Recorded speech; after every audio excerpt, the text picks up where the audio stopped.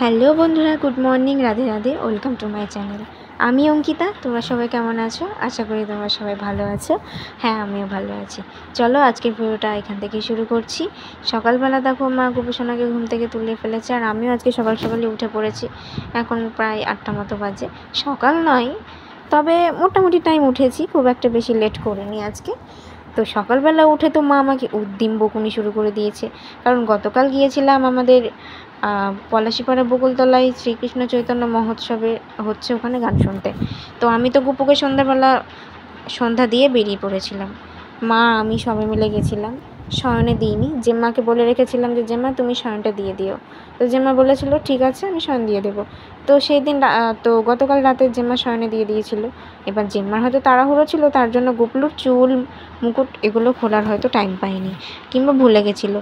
কিন্তু সকালবেলা উঠে মা যেই দেখেছে গুপুর এরকম অবস্থা, তখন মা আমাকে বকতে লেগেছে যে তুই কিভাবে শয়নে দিয়েছিস। তারপর যখন বললাম যে মা আমি শয়নে দিইনি, তখন মা হলো এক প্রকার শান্ত। সে কী যে একটা ব্যাপার, গরমের মধ্যে গোপুসোনাকে দেখে তো আমারই আশ্চর্য অবস্থা। তো চলো দেখতে থাকো, আশা করি ভালো লাগবে। তোমাদেরও নিয়ে যাবো আজকে বকুলতলাতে। তো ঠাম্মা কী করছে চলো দেখে আসি। এই ঘর তো ফাঁকা, এই ঘরে তো নেই ঠাম্মা, আর বাইরে বাবা এখনও কাজে যায়নি। ও ঠাম্মার ঘরে দেখো কে আর রয়েছে, আমার বাবা দেখো ঠাম্মার ঘরে লুকিয়ে লুকিয়ে কাঁঠাল খাচ্ছে, মা দেখে ফেলবে বলে। তো এই যে মা কিন্তু দেখতে দেখতে চলেও এসেছে, দিয়ে বাবাকে বলছে তুমি এতগুলো কাঁঠাল নিয়ে বসেছো, এত কাঁঠাল কেউ খায়? দিয়ে বাবা তো ধরা পড়ে গেছে কি করবে। তারপরে বাবা মাকে বলছে না না, এত কাঁঠাল খাবো না, অল্পই খাবো, তোমারও তো চিনতে নেই। কিন্তু আমি তো বাবাকে চিনি। কিন্তু বাবা সিরিয়াসলি কম কাঁঠালই খেয়েছিল, কারণ বাবার সুগার ধরা পড়েছে, বেশি কাঁঠাল খাওয়া যাবে না। আমার বোন গেছে পুরো আমার ঠাকুমা দাদুর দিকে, ও ওই দেখো ঠাম্মা দাদুদের সাথে বসে কাঁঠাল দিয়ে মুড়ি খাচ্ছে। আমার এমনি নর্মাল ফল দিয়ে ভালো লাগে, মানে নর্মাল ফল ভালো লাগে, কিন্তু এই যে কাঁঠাল দিয়ে মুড়ি, আম দিয়ে মুড়ি, এগুলো আমার ভালো লাগে না। আমি নর্মাল কাঁঠালটা খাই আর আম দিয়ে রুটিটা খাই, তাছাড়া সব মুড়ি টুড়ি পান্তা ভাতটা আবার আমার রোচে না আম কাঁঠাল দিয়ে। কিন্তু এগুলো আমার ঠাম্মা দাদু এদেরকে খেতে দেখি, কিন্তু আমার কি জানি ভিতরে ঢোকে না। মানে কাঁঠালটাও ঢোকে না, কিন্তু খেয়ে নিই, কোনো কষ্ট হয় না। মানে কাঁঠালটা একটু স্লিপ টাইপ, তো গলা দিয়ে নামার সময় যেন কীরকম একটা মানে ফিল হয়। তো যাই হোক, এখানে সবাই মিলে খাচ্ছিল আর ঠাম্মা কথা বলছিল। ঠাম্মার কথাটা তো আমাদেরকে দিইনি, কারণ কি বলো তো, আমাদের রাস্তাতে না কাজ হচ্ছে, তো ওখানে একটা গাড়ি এসেছিল, এতটা শব্দ হচ্ছিল, তো যার জন্য কিছু শুনতেই পাওয়া যাচ্ছিল না, তাই বাধ্য হয়ে ভয়েসটা কেটে দিতে হলো। সো গাইস, তারপরে আমার মা দেখো চলে গিয়েছিল পেছনের বাগানে, কারণ যত আম ধরেছে না গাছের, সব হনুমান এসে খেয়ে চলে যাচ্ছে, আমরা আর খেতে পাচ্ছি না। তাই মা আজকে রেগে মেগে ঘরের পিছনে এসে আম গাছে আম পেড়ে সেগুলোকে তুলে রাখলো, কার্বাইড দিয়ে পাকিয়ে তারপর খেতে হবে, কারণ এখন তো ন্যাংরা আম পাকে না, কার্বাইড ছাড়া পাকানো যাবে না। আর ন্যাংরা আম কাঁচাতে তো খাওয়াই যাবে না, এতটা টক। আর তোমরা হয়তো সবাই জানো যে ন্যাংরা আম হলো আমের রাজা। তো সেই ন্যাংরা আম যদি আমরাই না খেতে পারি আমাদের গাছের, তাহলে সব এসে হনুমান মামাগুলো খেয়ে চলে যাচ্ছে। তো মা ছাড়া তো আমাদের গতি নেই। মা কিন্তু রাগ করে তেজ করে এখানে আম পাড়তে এসেছে বলেই কিন্তু আমগুলো পাড়া হয়েছে আর আমরা খেতে পাচ্ছি, নাহলে কিন্তু কখনোই হতো না মা না থাকলে। তো জেঠির আম কুড়োচ্ছে আর মা পাড়ছে, আজকে দুই জায়ের ভালোই মিল হয়েছে। মানে খুবই ভালো লাগছে যে একজন আম কুড়োচ্ছে আর একজন পাড়ছে। পুরো আমি তো ছোটোবেলার মানে স্মৃতিতে ফিরে চলে গিয়েছিলাম, যেহেতু আমরা এতটাও আমটাম পারিনি, যদিও বা আমি গাছে উঠতে খুব ভয় পেতাম, কিন্তু আমার মা ছোটোবেলায় অনেক গাছে উঠতো।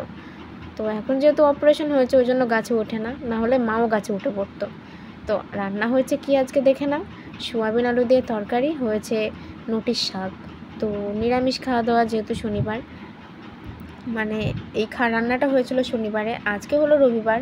গতকালকে ভিডিও দিতে পারিনি, কারণ মন্দির থেকে আস্তে আস্তে 12টা বেজে গেছিলো, ওই জন্য আমি এখানে ভাত খাচ্ছিলাম আর বুনুর সাথে আমার একটু ঝামেলা চলছিল, যার জন্য ওর সাথে আমি কথা বলছিলাম না।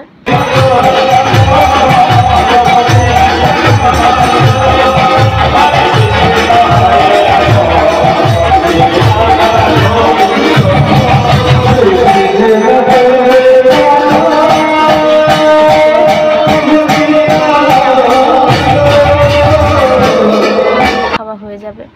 আর মায়ের রুটি ভেজে অবস্থা দেখেছো,